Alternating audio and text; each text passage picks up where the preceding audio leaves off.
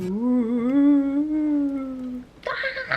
Ooh. Happy Halloween. Happy Halloween. Okay, I have a fun one for you today. Well, me and Moo do. I wanted to give you some ideas for how to have a healthier Halloween. We don't have to have a perfect one, okay? I'm always talking about that in my coaching. We do not have to be 100% perfect on the holidays. We know the holidays are coming up. We just want to be prepared and do our best, okay? Let's just try to do better than maybe we did in previous years. So I'm going to give you a bunch of really good tips, a bunch of ideas, and then I'll tell you what we do on Halloween, and you can choose what you want to do based on these things, okay? So the first little sort of section topic we're going to be talking about is what you can hand out on Halloween. Okay, so I have some really, really great ideas here. Let me read these to you, all right? So pencils, erasers, right? Like the Halloween kind of ones, Halloween shape erasers. Flashlights, Halloween flashlights, the really cool glow sticks or those like glow necklaces or bracelets or whatever. Kids love those things. Quarters, I actually saw someone handed out quarters. This is a great idea because like kids love money, right? And they can actually buy stuff with it. So quarters is cool, and then you can just kind of, you know, have a little bucket full of them and they can pull out a quarter. Just make sure they don't take like a huge handful, right? Individually wrapped trail mix things, so you actually get some, you know, healthy things, but you just gotta watch out for the nut allergy kind of thing, right? And then one really cool suggestion that I saw was to use the company Oriental Trading. I don't know if you've heard of them before. Bulk deluxe assortment toys. Let me show you an example. So this one, for instance, you get 250 pieces of these little toys. You know, kids love this stuff. For only $55. That's about how much you're gonna spend in candy anyways. And this is just all toys, cool stuff. And kids love toys, right? So that's fine. This Oriental Trading Company, they have right on the Halloween section, you can see all of these Halloween novelty toys and handouts. So look at all the stuff that you can hand out instead of having all that candy at your house. And I have to say, even if you were to like spend more on one of these than you would say on the candy, for instance, like these cool, look at these cool like little slinky kind of toy things. So you buy 300 of these, it costs you $110. Let's say that's like $50 more than what you might normally spend on handout candy, for instance. I don't know how much it really costs to buy all the candy, depends on your neighborhood and stuff like that, right? But let's say it cost you $50 more. Isn't that $50 more worth not having a crap ton of candy at your house after Halloween is over, right? Because so much temptation, it's so difficult to be tempted, right? And we don't want to be thinking of Halloween as a time to be naughty, right? A time to go overboard and have an excuse, because we're gonna get excuses everywhere we go. At the office, the little candy jars, and everyone's gonna have this leftover candy. There's gonna be no shortage of candy, so let's just not have it at our house as much as possible, okay? And that will reduce the chances that we're gonna end up going way, way overboard. And we don't wanna do this on Halloween, right? Because we still have two or three major holidays to go after this, okay? So let's get through Halloween, have some really good intentions about Halloween. And so those are some cool toys that you can hand out. I actually heard Dr. Furman's daughters talking about their experience with Halloween back in the day, and they would always give out those glow sticks, and they were like the cool house on the block because they had all the glow sticks, right? So think outside the box here. Ouch, Moo, stop. She's grinding her nails into me. You're hurting me. Go, go, go, go. Okay, so that's some good stuff that you can hand out. Now, what do we do when we have that deluge of Halloween candy, right? Our kids go out for trick-or-treating. Maybe you don't have children or whatever, but this is good for all the parents, and perhaps you have grandchildren who end up with all this candy. You know, just good to be prepared and have some ideas here. So what do we do if our kids come home with bags of, you know, a pillowcase full of candy, right? Okay, so here's some ideas that you can do. Number one, this is an idea I don't know if I really agree with, but it's an idea nonetheless, okay? So after trick-or-treating, you can buy the candy from your kids and then donate it or throw it out. and allow the kids to keep like 10 to 15 pieces or something, and you say, I'm gonna buy back the rest from you, and you can use that money on anything you want, right? You decide what you buy it back for, but it's an incentive for the kids to get to hand over that candy, right? Okay, the other one is actually a really fun tradition that I'm seriously considering with my kids. And if you do this one, I want you to let me know down below how it's worked for you, what you like. So it's this tradition called the Switch Witch, okay? This was created by a woman whose daughter had type 1 diabetes, and the daughter couldn't eat all this candy, right? And so she didn't want her daughter to feel left out, so she created something called the Switch Witch. The idea of this is kind of like Santa Claus, right? The idea is that there is this witch, kind of like the Easter Bunny, Santa Claus, whatever. This little witch, this very nice, good witch, who will go around to your house Halloween night after you have collected all your candy. And the kid is supposed to know about it ahead of time, right? So you prepare your child for this and say that this is what's happening, get them excited about it, whatever. And you say, so the Switch Witch is gonna come by after you go to sleep. Now you get to pick, you choose, you know, however many pieces the kid gets to pick, as far as, you know, if you want them to keep some candy, or they just directly switch all of their candy for a toy. And so that's how this works, is the Switch Witch will take all the candy and turn it into a toy, right? Or part of the candy or whatever, turn it into whatever toy the child is like really excited about, okay?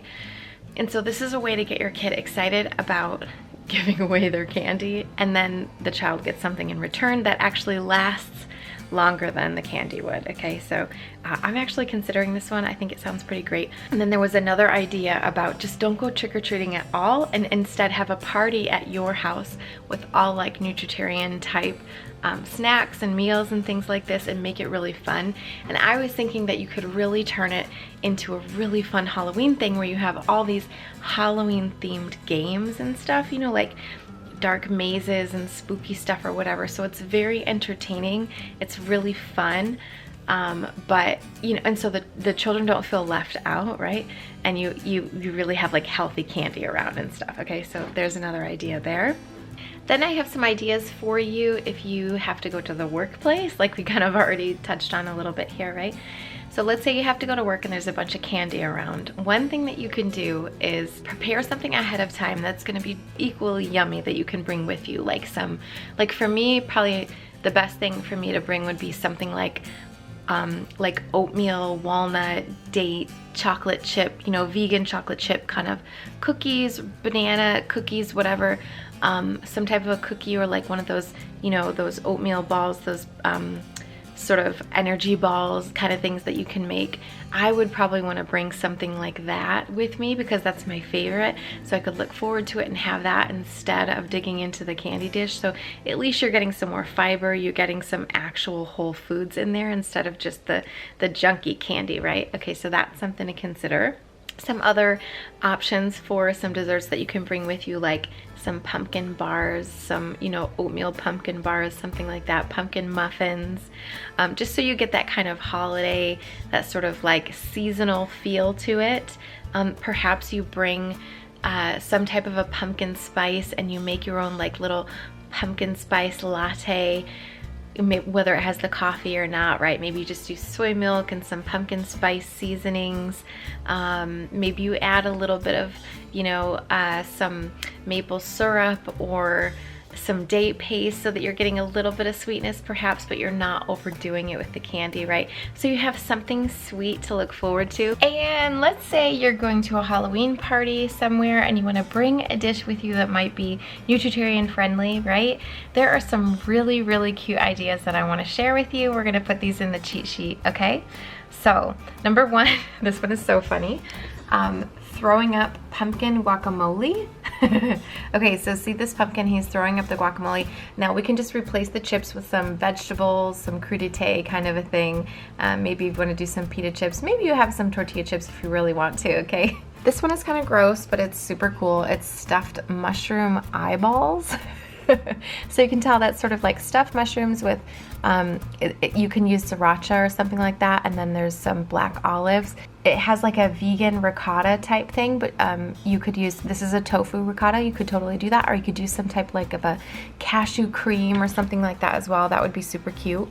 These are some really cute jack-o'-lantern fruit bowls. I also love this, they say vomiting. Doesn't really look like vomit to me, but it's a watermelon fruit tray, which I think is just so, so cute to have that little jack-o'-lantern there. Big, huge fruit salad, oh, so yummy. And then this is my other favorite, silly apple bites. These are so cute. These are apples. They've got sunflower butter, but you could use any kind of nut butter that you wanted, strawberry slices, and some sunflower seeds, and then those googly eyes. Oh my gosh, these are adorable. And it would be so fun to make these with kids too. Okay, were those so cute or what? The other thing I want to kind of mention is just more of the mindset, right? Because this is what we always talk about in all my stuff. Just more of the mindset here. Like, what are we going into the holiday thinking, you know? And what I always try to say is thoughts are going to create our results, right? So especially with the holiday season, just in general, the holiday season. If our thoughts create our results and we want our results to be good this year, our thoughts have to be supportive of what we're looking for. So for instance, if our thoughts are, I always do horribly around the holidays and I'm probably gonna do horribly again. I can't resist all this holiday food and all this holiday temptation, right? It's gonna make us feel worried and frustrated and concerned, and we're gonna actually think that we can't get it right and it's just gonna be a disaster, right? So mindset being so key here, right? So we go into the holiday season thinking to ourselves, this is gonna be a disaster. We're gonna feel dejected, we're gonna feel hopeless, and we're gonna end up overeating for sure. And we're gonna prove that true, that we don't do well on the holidays, and it's gonna seem like a fact, right? But now I just want you to think about switching your thought just a little bit, just tweak it a little bit to something that's still believable but is different, which is something like, it's a little bit more curious. It's like, I wonder if I could just do a little bit better this year than I did last year, right? I wonder how I could just do a little bit better at Thanksgiving this year or at Halloween, right? So then you kind of take some time to think through what happened last year, how did it go, what did you do with the candy, you know, at the office perhaps, or whatever, or maybe last year you didn't go to the office, right? But what did you do with the candy, that sort of thing, or years past, right? Like, how has it been for you? Let's say you're back in the office this year and you're gonna have all that candy around. What are you going to do? How are you going to think about that candy? Or what are some things that you can do to just make it a little bit better this year, right? And if we even just do a little bit better, that's going to create this sense of like pride and well-being. We're taking care of ourselves, and we're going to start to think to ourselves, oh, maybe I can do this a little bit, right? Which is then going to bleed into Thanksgiving. It's going to bleed into Christmas and New Year's, and perhaps we start to understand that, oh, wow, I really do have a little bit of personal power here. Maybe I can make a change, right? And that's really what we want to be going for. Having some mindset about it. My other tip for you, mindset-wise, is just to plan ahead.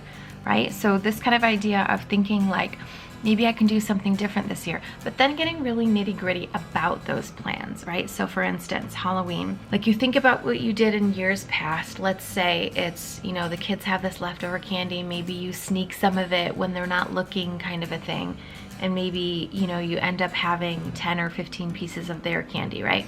Well, what if you give yourself a smaller number? Like, let's say I'm just gonna have 7 pieces total of the candy that's brought home, right? And I'm gonna spread that out over all of November, right? So you're like, maybe I'll have 1 piece on Halloween and then I'll spread the rest out over all of November. Now, just the fact that you have a little bit of a plan in your head, and I encourage you to write it down too, just to sort of solidify it in your brain a bit.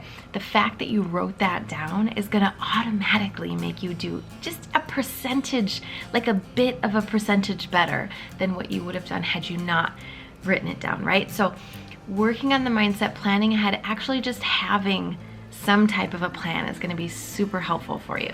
And the same thing with Thanksgiving, the same thing with Christmas, right? So let's say that you have some type of a meal or a food that you always end up overeating on. Let's just say it's Thanksgiving in general, right? I know not everyone celebrates Thanksgiving, but any food related holiday, right? So let's say that you have a food related holiday coming up and you know there's going to be tons of food there, what are you going to do? So what you would do is you think to yourself, just like with Halloween, how do I usually do over the holiday season? How would I usually do at this particular holiday? What does my plate usually look like? How many plates of food do I usually get? What are my favorite foods? How much of it do I usually eat? Then, and especially with dessert too, and also don't forget appetizers and drinks. So all these little categories here. So the appetizers is like, what do I usually get? How much do I have? Can I start with vegetables first? Start to fill up on that a bit. Get some salad, right?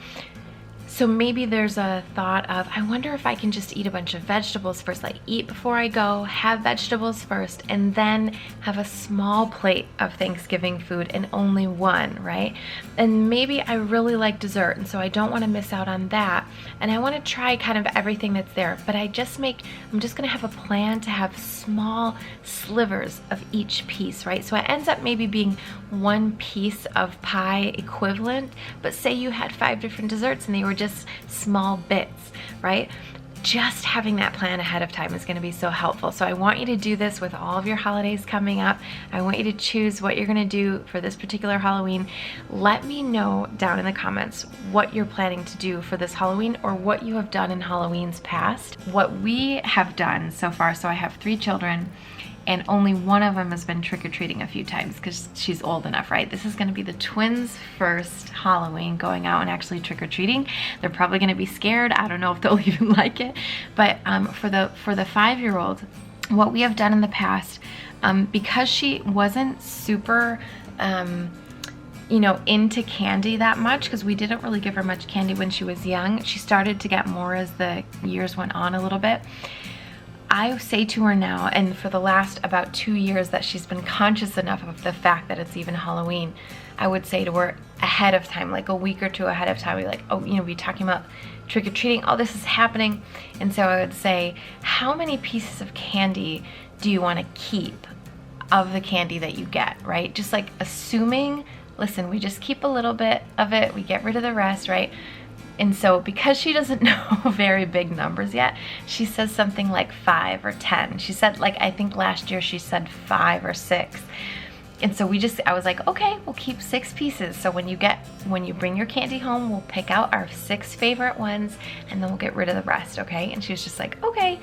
And so we did that totally, except that I messed up and I ate a bunch of it then. So my other tip is to throw that candy out for reals after you have picked out the ones that the child is going to keep, okay? And so this year we were just on a walk 2 nights ago, and I did the same thing, and I was like, how many pieces of candy do you want to keep? And she was like, 6. Wait, no, 8. And I was like, 8, okay. You want to keep 8? And she was like, no, 6. I'm like, okay, 6 it is. Great, we'll keep 6 pieces. And I'm going to continually remind her for the next, 10 days or whatever until Halloween comes up.